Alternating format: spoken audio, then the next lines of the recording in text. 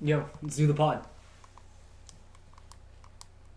Yo, let's do the pod. Oh, sorry. I was actually What were you doing? I was actually playing Pokemon ZA. Oh, that's valid. Yeah, the game just came out not too long ago. I would say I'm probably only about maybe 45 minutes into the game. Oh, nice. But I do have to say though, I do like the functionality of the game. What's different in the functionality? I mean,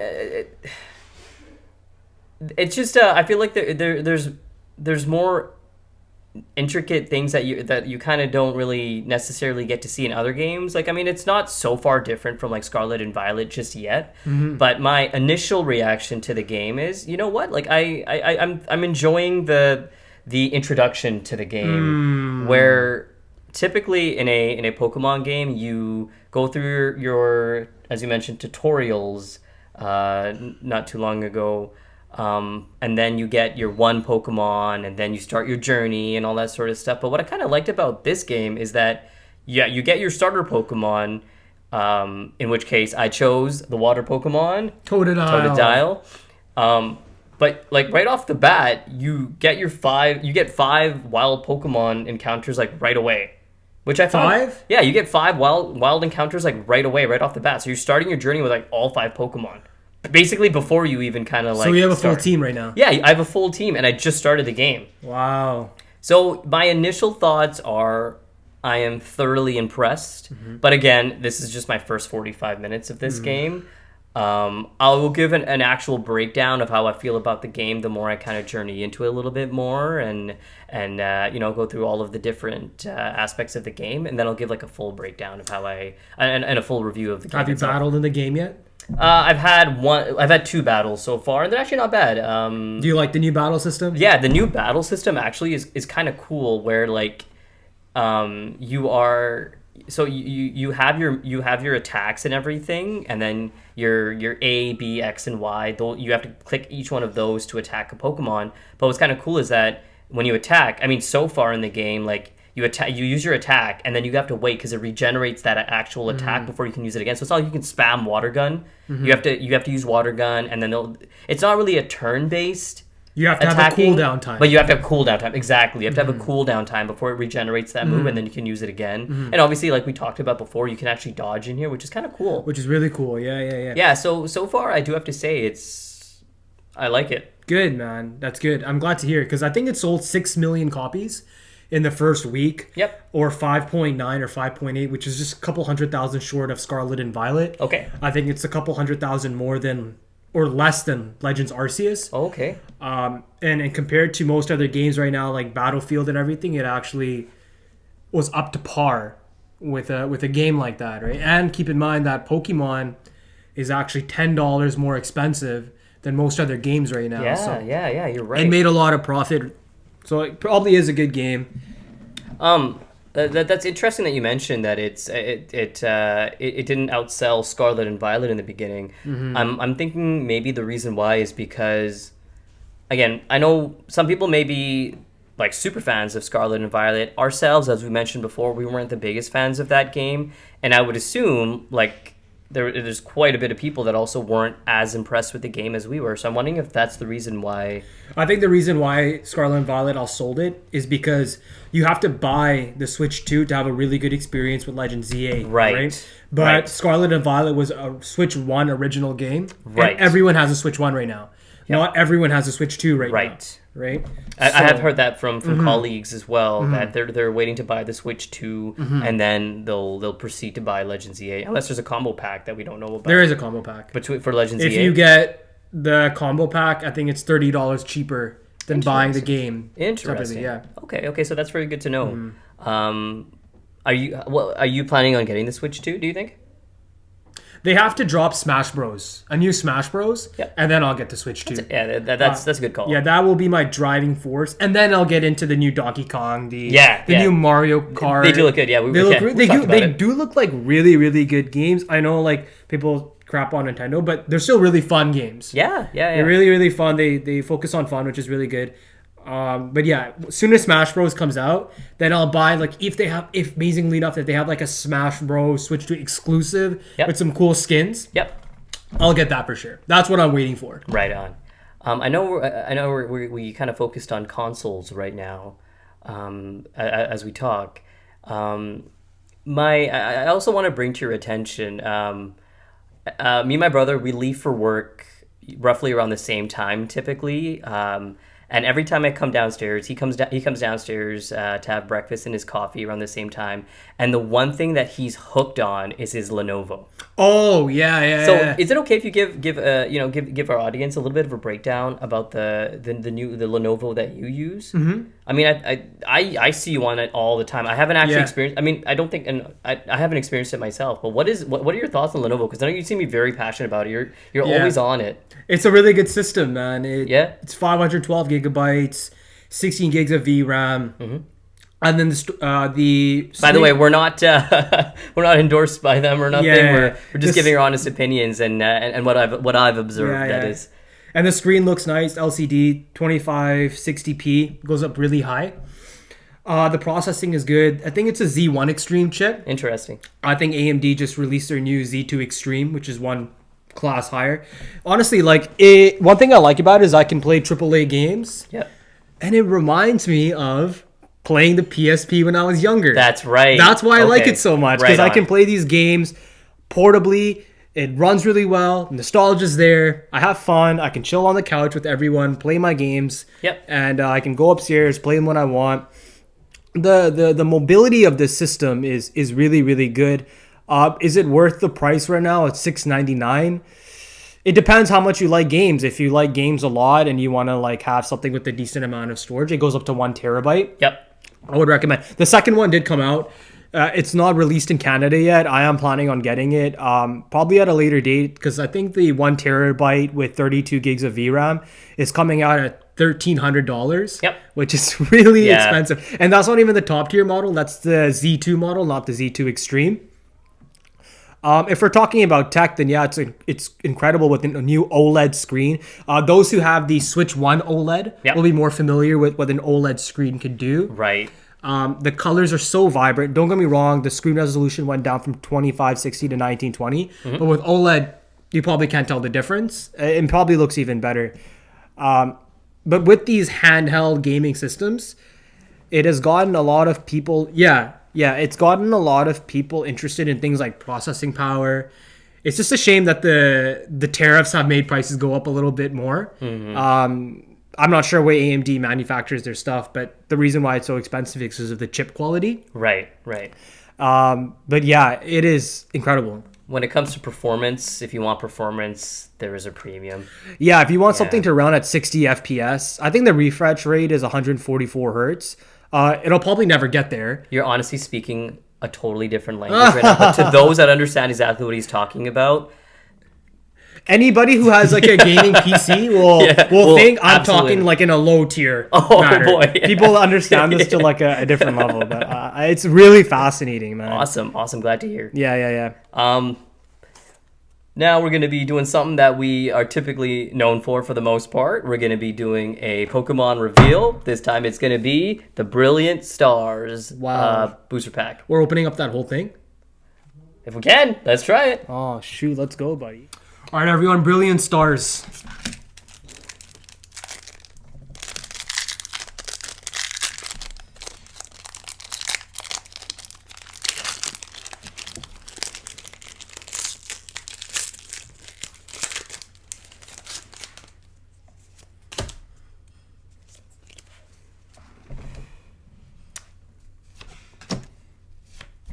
I like Starry.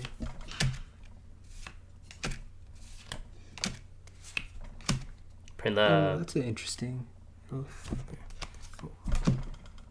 Tornadoes. Monferno. Okay.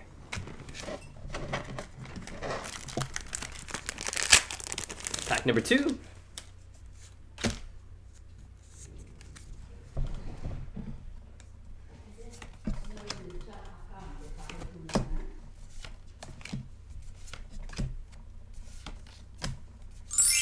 Oh! That's Gary's Vaporeon. That's beautiful. Oh, a nice Lucario.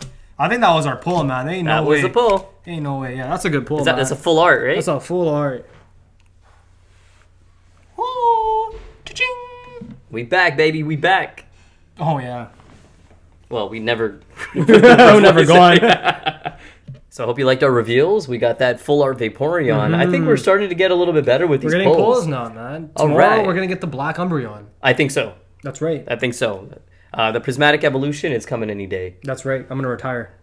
So, switching from, I wanted to switch things around a little bit. I know we were talking about one adventurous, magical universe, because Halloween's coming up pretty soon too. People like to dress as ghouls and goblins and witches and wizards. I kind of wanted to talk a little bit about Harry Potter. Okay. If I may. Harry Potter is a universe, that I've grown up on since I was probably since the second grade. I think it was is when I read the first ever Philosopher's Stone, and then my mom kind of started my passion of collecting. No matter how much she's probably like, stop collecting. No matter how much no matter how much she says it all the time, like, you have enough of your collections now, Steven, stop. She's kind of the one that actually started my collecting habits. I kind of got into the hobby because originally she would actually get me like Disney books, like straight from Disney sort of thing, right? Like every few months she'd look at the catalog and be like, oh, I want to get this book for him, I want to get this book for him. And then gradually, all of a sudden, when Harry Potter started coming around, she got me first the Philosopher's Stone, and I had no idea at that point what this was, and all of a sudden I started reading the books and people were talking about it at school, and I'm like, oh, this is cool. And then by the time Chamber of Secrets comes out, she gets me that, and then Prisoner of Azkaban, and all of a sudden Goblet of Fire comes out. I'm like, there is no way I'm reading that. But I did end up reading it. And then shortly after that, then at that point, then my dad started seeing that I was liking the books, and then he got me the sixth one and the seventh one. So yeah, no, I mean, and then obviously watching the movies as they came along with the books, it got me even more excited. Seeing Daniel Radcliffe playing Harry Potter, I think he did a great job in the role itself. Yeah. The thing about Harry Potter is that there's a lot of things in there, like 99% of the stuff that happened in the wizarding world. I was a big fan of. I think there's just a certain few things that I kind of wish that the author had kind of changed up a little bit. Was that in the end, I felt as though, in my opinion, it'd be more effective if Harry and Hermione ended up together. Reading through the books, you kind of see their dynamics, and sometimes, they were friends, and at times, sometimes I felt as though they could have been a little bit more. Seeing as though how he ended up with Ginny Weasley, of course, that's a great decision as well. But I feel like it would have been a little bit more effective to me as a fan if they actually ended up together. In my opinion, what do you think? I think Ron Weasley is an example that nice guys don't finish last. Well, exactly. Yeah. Yeah, no, you're gotta right. be funny, man. If you ain't funny, you're not picking up girls. Well, that's just. It worked for him for sure. No, I don't really have much to say about it. Like, I think what's her name? J.K. Rowling. Yep. She's an incredible writer. Yep. That those books and the movies are really, really good. I think a lot of people would want Harry and Hermione together. Yep. Would have been a good couple, but wasn't Hermione into someone else in the books or something? Yeah, she dated she went on the ball with the gentleman from the other Wizarding Academy. And Harry's with the brown girl, right? Or Asian girl? Yeah. Well, I think her last name was Patel, if I'm not mistaken. Oh, okay. Yeah. So they went to the ball together. That's all that was. Yeah. But yeah, no, I mean, the thing about Harry Potter is that. Sorry, I'm gonna cut you off. I think it's good that Harry didn't end up with Harry, because Harry ended up with Harry. No, that Hermione didn't end up with Harry. Sure. Thank you. Because then it would have made Hermione look like a secondary character. How? Because in my opinion, and I don't know much about Harry Potter or per se, right? I've seen all the movies and my girlfriend's really into Harry Potter, right? Mm-hmm.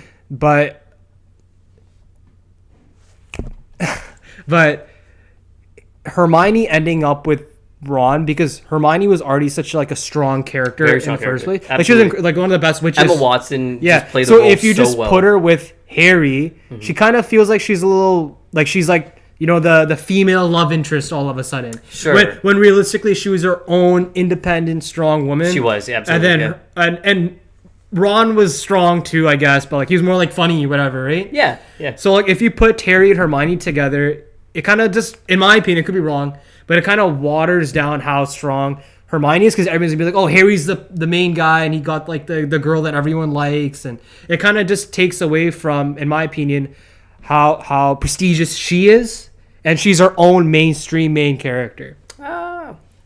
I don't know if I share that opinion myself. I don't think it downgrades her necessity just because she ends up as Harry's love interest, in my opinion. But then you see, there you go. You just said ends up being Harry's love interest. Like that becomes a part of who she is. But realistically, like, well, it's a part of who she is. But she ends up being one of the heads of the ministry in the end. Anyways, I'm not. I like her journey and what she becomes at the end of the day. I don't think should deter.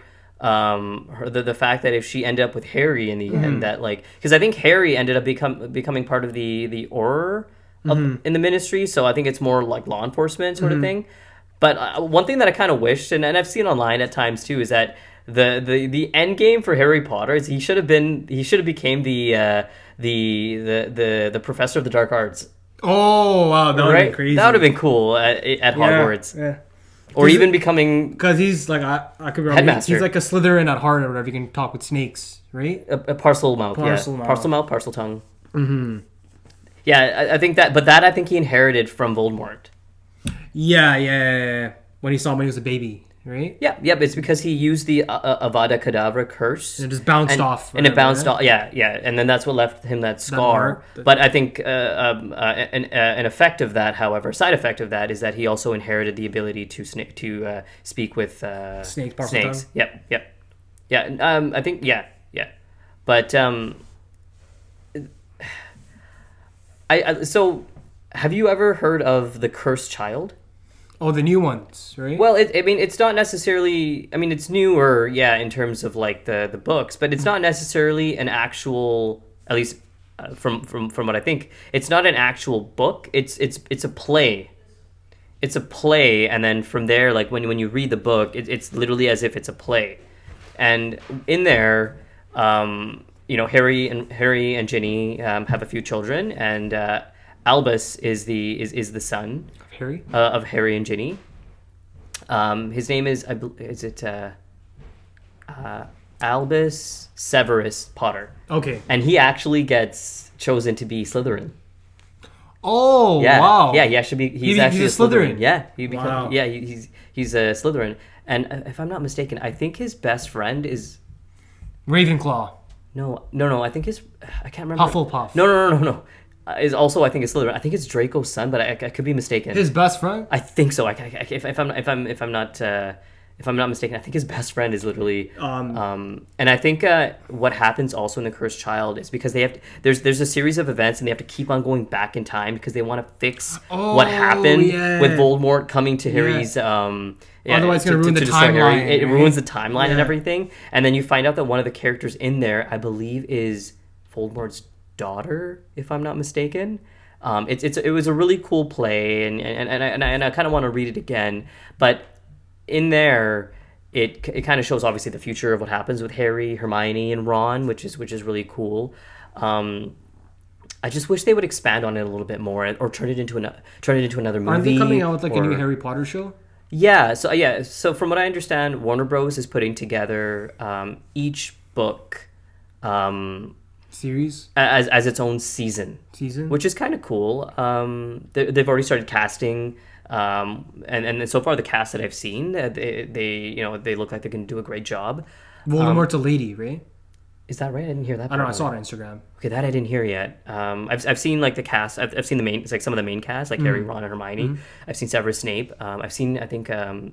I haven't heard for Voldemort.